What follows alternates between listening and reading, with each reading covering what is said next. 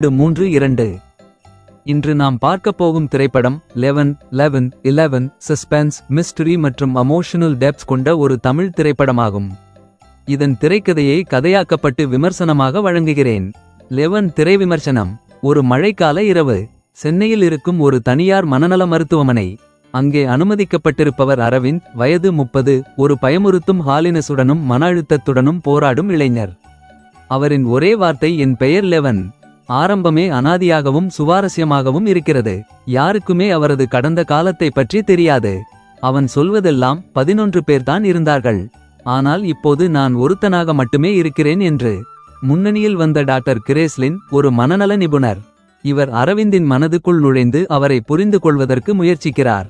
ஒவ்வொரு நாளும் அவன் சொல்வதெல்லாம் கதையா அல்லது உண்மையா என்ற குழப்பத்துடன் நகர்கிறது. அரவிந்த் சொல்வதெல்லாம் ஒரு குழுவின் பற்றியதாகும்.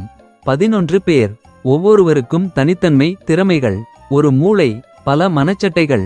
அது பகைமைகள் அல்ல, அதிக பன்மை ஆளுமை குறைபாடு, அதாவது டிசோசியேட்டிவ் ஐடென்டிட்டி டிஸார்டர். அனைத்தையும் விட அதிர்ச்சி தருவது என்னவெனில், இந்த 11 ஆளுமைகளில் ஒருவன் கொலைக்காரன். யார், ஏன், எப்படி? பாத்திரங்கள். அரவிந்தாக 11 கதையின் மையம். பல அடையாளங்களில் சிக்கிய மனிதன். டாக்டர் கிரேஸ்லின் உண்மையை புரிந்து கொள்வதில் உறுதி கொண்ட மனநல மருத்துவர். கமிஷனர் நாகேஷ் வழக்கை மூட விரும்பும் அதிகாரி. ஆதித்யா அரவிந்தின் தொடர்புடைய மர்ம நபர். திரைப்படத்தின் பலன்கள். கதையின் கட்டமைப்பு மிகவும் வலுவாக உள்ளது. ஒவ்வொரு அடையாளமும் சீராக விவரிக்கப்பட்டு பார்வையாளர்களை சிந்திக்க வைக்கும். மனநலக் கோளாறு மற்றும் சமூகத்தின் பார்வையை நேர்மையாக சித்தரிக்கிறது. பிஜிஎம் மற்றும் ஒளிப்பதிவு.